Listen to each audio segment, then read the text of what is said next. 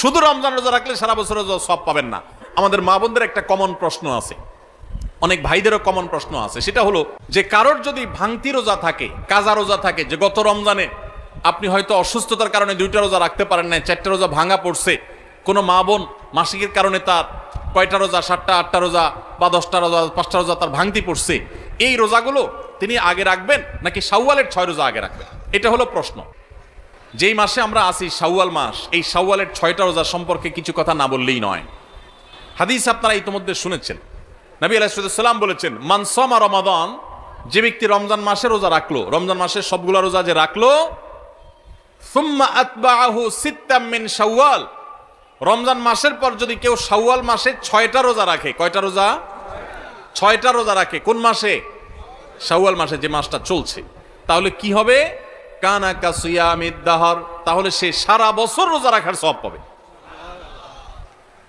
আপনি 30টা পাইছেন, 30টা রাখছেন, 1 মাস রমজান মাসে সওয়াব পাইছেন, সাথে আর শুধু 6টা প্লাস করলে অফার হলো 12 মাস রোজা রাখলে যে পরিমাণ সওয়াব পাইতেন আপনার অ্যাকাউন্ট আল্লাহ সেই পরিমাণ সওয়াব জমা করে দিবেন। তাহলে কোনো বুদ্ধিমান মানুষের শাওয়ালে 6 রোজা রাখা ছাড়া উচিত না।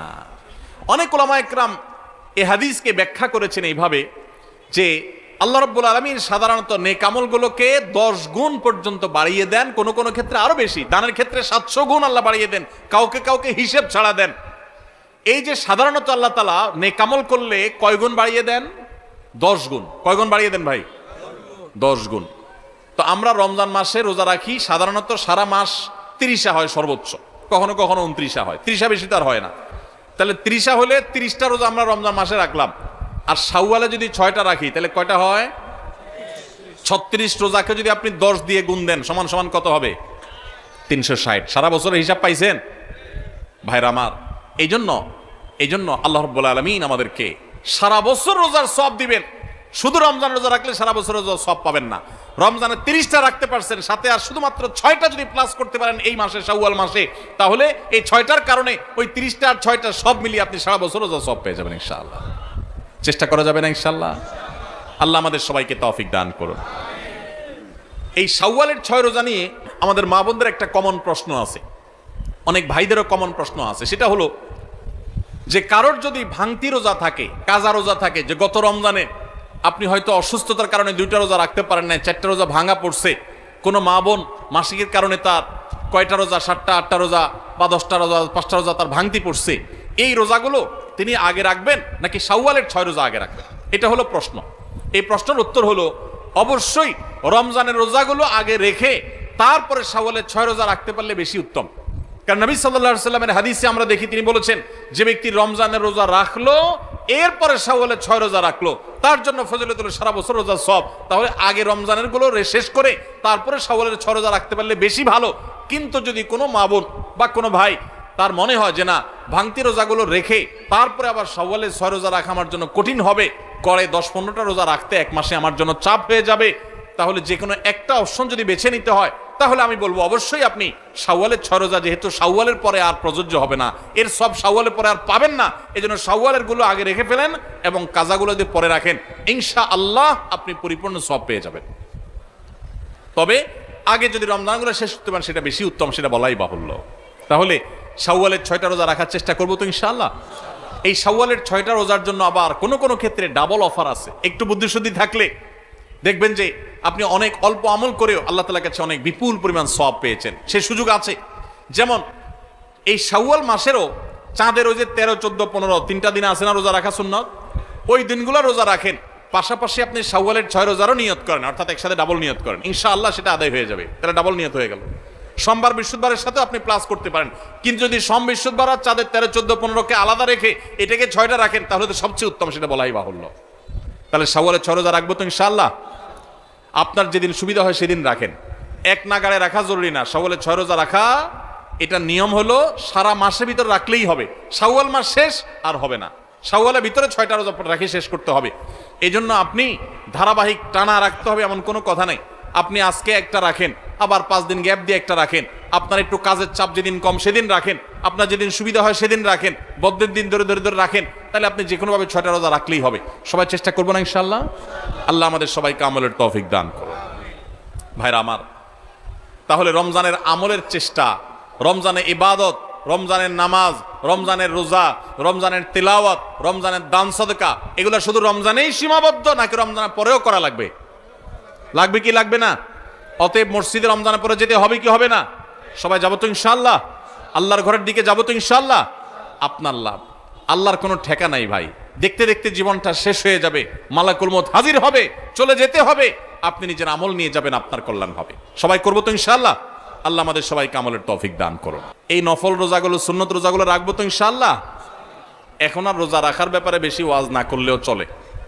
ওয়াজ ছাড়াই মানুষ রাখে। কেন রাখে? কারণ ডাক্তাররা আজকাল আমাদেরকে ফজিলত শুনাই দিছে যে সুস্থ থাকতে হলে রোজা রাখার কোনো বিকল্প নাই। আমাদের শরীরে আল্লাহ তাআলা যে পরিমাণ মেদ, চর্বি এগুলো জমে যায়, যে পরিমাণ আল্লাহ তাআলা পাওয়ার দিয়ে রেখেছেন, আমরা যদি রোজা রাখি তাহলে সেগুলো গলে গলে গলে অতিরিক্ত মেদ চর্বিগুলো কমে যায়, মানুষ সুস্থ হয়। রোজা রাখার কারণে মানুষ শারীরিকভাবে সুস্থতা অনুভব করে। যে যত বেশি রোজা রাখে সে শারীরিকভাবে তত ফিটনেস তার হয়, তার সুস্থতা তত বেশি সে ফিল করে, অনুভব করে। এক সময় মানুষ মনে করত যে রোজা রাখলে বোধহয় মানুষের ক্ষতি হয়। রোজা রাখাতে মানুষের ক্ষতি হয় না, লাভ হয়। মানুষ খেয়ে অসুস্থ হয়, না খেয়ে অসুস্থ হওয়ার চাইতে খেয়ে অসুস্থ হওয়ার পরিমাণ বেশি।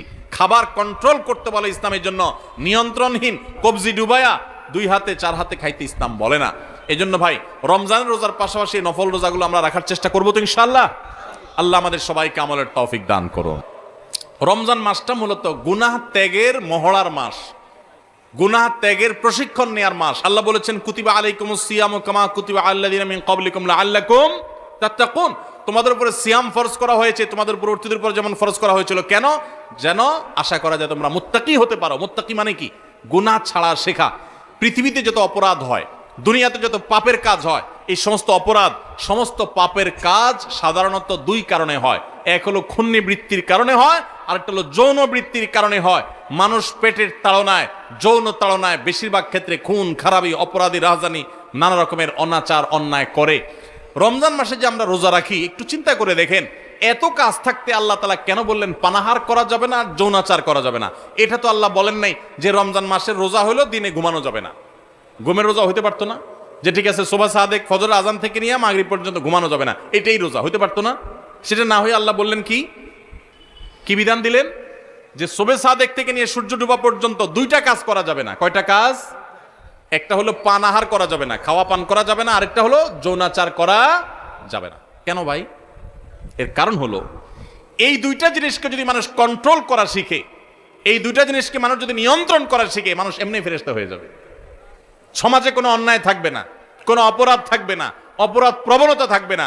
আমরা যতটা অপরাধ করি মুসলমান নামধারী হওয়া সত্ত্বেও, ততটা আমাদের মধ্যে এই 2টাকে আমাদের কন্ট্রোল করার ক্ষমতা না থাকার কারণে যত ঘুষ, যত সুদ, যত দুর্নীতি, যত অনাচার, যত আর্থিক অনিয়ম, যত অপরাধ, আর্থিক অপরাধ হয়ে থাকে, এই সবগুলো হয়ে থাকে ঘূর্ণিবৃত্তির কারণে।